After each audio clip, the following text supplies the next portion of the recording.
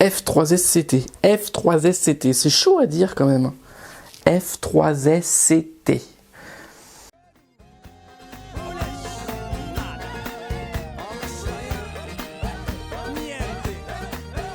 C'est ça la réalité dans nos hôpitaux.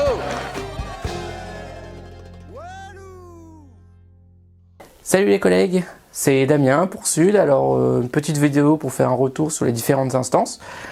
Alors on a des instances un peu nouvelles, enfin nouvelles pas trop finalement, elles ont juste changé de nom. Donc le CTE devient le CSE et la F3SCT, en fait c'est l'ancien CHSCT. Jeudi 2 mars a eu lieu la dernière F3SCT et on a souhaité mettre à l'ordre du jour le protocole de déclaration d'accident du travail. En effet, on a remarqué qu'un certain nombre d'entre vous avaient beaucoup de mal à aller jusqu'au bout de la procédure. En fait, il y a un détail qui est assez important, c'est que dans le cadre de cette procédure, il faut passer par la signature du cadre. Petite mise en situation. L'agent a un entretien avec son cadre et ça se passe pas très bien. On va le dire, c'est un classique. Donc l'agent, qui est pas bien, en souffrance, eh bien, il décide de faire une déclaration d'accident du travail, ce qui s'entend. Donc il va voir son médecin traitant, celui-ci lui fait une déclaration d'accident du travail avec une attestation médicale. Ensuite, la feuille qui est accessible sur intranet, dans lequel il écrit tout ce qui s'est passé, doit être signée par son cadre. Celui-là même avec lequel ça s'est pas bien passé. Alors vous comprenez, à Sud, nous, on s'est dit c'est étrange et c'est quand même compliqué comme procédure. Et alors on a fouillé. On a cherché évidemment tous les décrets qui puissent exister. On a été sur le site du ministère et là, je vous le donne en mille. En fait, il n'y a pas d'obligation de passer par le cadre. Alors donc, on a demandé à la direction et si un agent fait remplir ce formulaire sans la signature du cadre et l'envoie directement à la DRH, qu'est-ce qui se passe? C'est refusé? Bah non, évidemment, ils ne peuvent pas le refuser. Tout ça pour dire que votre cadre n'a pas un mot à dire sur votre déclaration d'accident du travail. C'est pas lui qui décide. Bon, c'est pas mieux, mais c'est quand même la DRH qui décidera en dernier recours. Et quoi qu'il arrive, si vraiment vous avez des soucis pour déclarer vos accidents du travail, c'est nous qu'il faut appeler. Là, on vous accompagnera. Dans le cadre de cette F3SCT, on avait un autre point assez important à l'ordre du jour. On devait discuter du dépôt d'un danger grave et imminent qui a été fait juste un jour avant par 3 représentants syndicaux élus à la F3SCT. Ce danger grave et imminent qui a été déposé concerne en fait le secrétariat de Kaplan en hôpital de jour.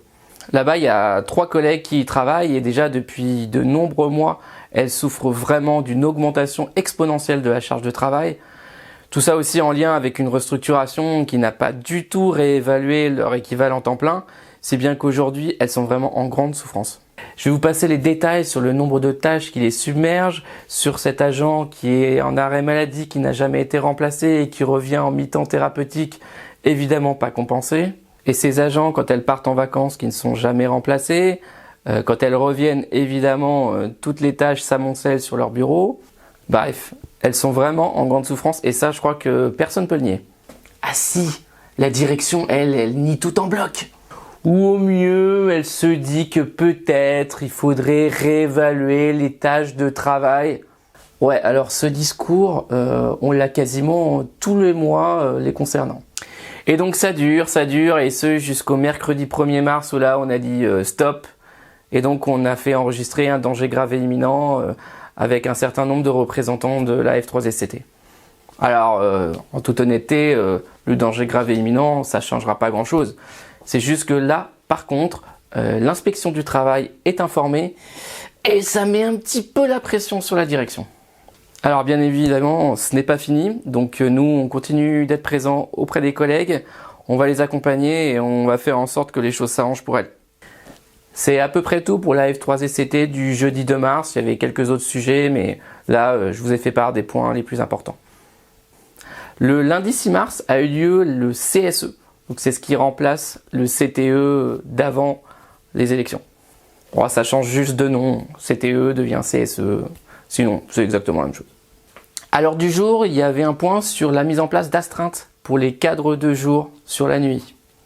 Bon, vous êtes sûrement au courant, les cadres de nuit c'est une espèce en voie de disparition, donc Pour les remplacer, la direction a choisi de mettre en place des astreintes que vont devoir faire des cadres de jour.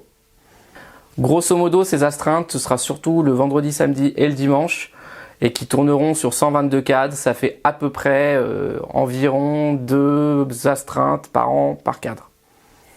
On pourrait se dire que c'est pas beaucoup, mais ça fait encore une tâche supplémentaire pour les cadres de jour. Alors elles se disent, c'est quoi la prochaine étape? Qu'est-ce qu'on va nous rajouter encore? Tout ça pour dire que l'augmentation des charges de travail et la dégradation des conditions de travail, ça concerne de l'ASH jusqu'au cadre, voire peut-être plus, mais là, bon, ça nous intéresse un peu moins. Bref, devant un tel projet avec une augmentation des charges de travail pour les cadres de jour, forcément, à l'unanimité, toutes les organisations syndicales ont voté contre. Un autre point à l'ordre du jour, c'est la mise en place d'une équipe qui va coordonner la dispensation des antibiotiques au niveau régional. Je vous avoue que c'est un sujet un peu complexe, mais grosso modo, une équipe d'un équivalent temps plein de médecins et un autre équivalent temps plein d'ingénieurs va être créée, avec pour objectif de coordonner la distribution, en tout cas la dispensation d'antibiotiques sur toute la région, ce qui fait beaucoup de boulot. Alors ce projet, il sera entièrement financé par l'ARS et c'est un projet qui est mis en place sur toutes les régions. Bon, on n'est pas les seuls évidemment.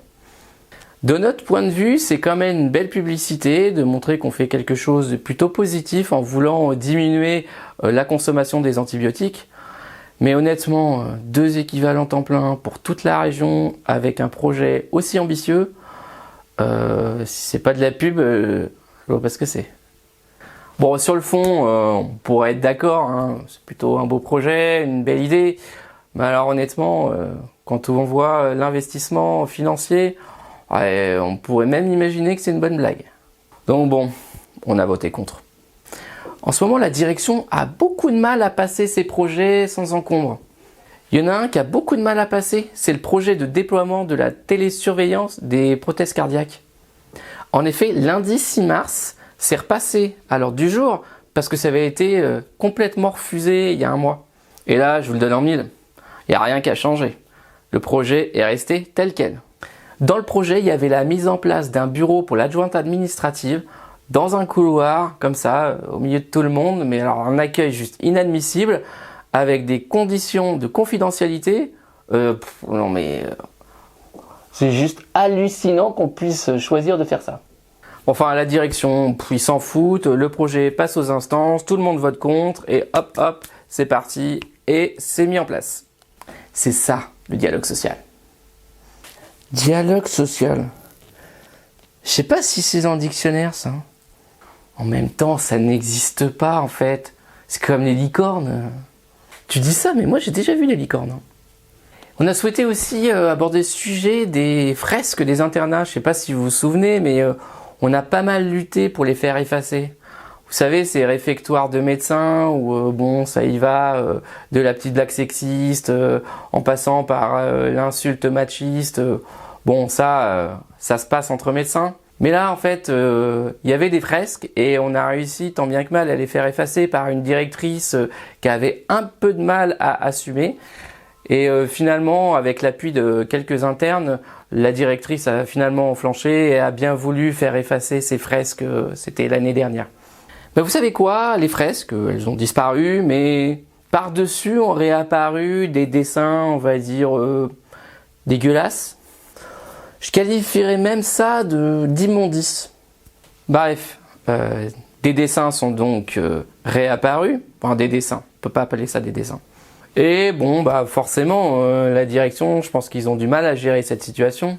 Enfin, il faut quand même imaginer que si nous, on faisait des jolis dessins dans nos salles de pause, voire au resto du personnel, ça ferait longtemps qu'on aurait un rapport circonstancié. Alors la direction nous parle toujours d'esprit carabin. Ouais, enfin, elle pourra trouver toutes les excuses du monde. Ça, c'est par contre inacceptable. Nous, à Sud, on n'est pas d'accord avec cet esprit carabin. C'est juste dégueulasse, offensant et harcelant. Voilà pour le CSE du 6 mars. Donc bon, je vous laisse les différents points qu'on a pu aborder mais qui sont pas forcément... Voilà pour les CSE du 6 mars. Je vous laisse de côté les points habituels qu'on peut y voir qui n'ont d'intérêt que de mettre en évidence les désaccords qu'on peut avoir sur le fond avec la direction. En tout cas, je vous souhaite bon courage, on prend soin de nous, on lâche rien et ciao!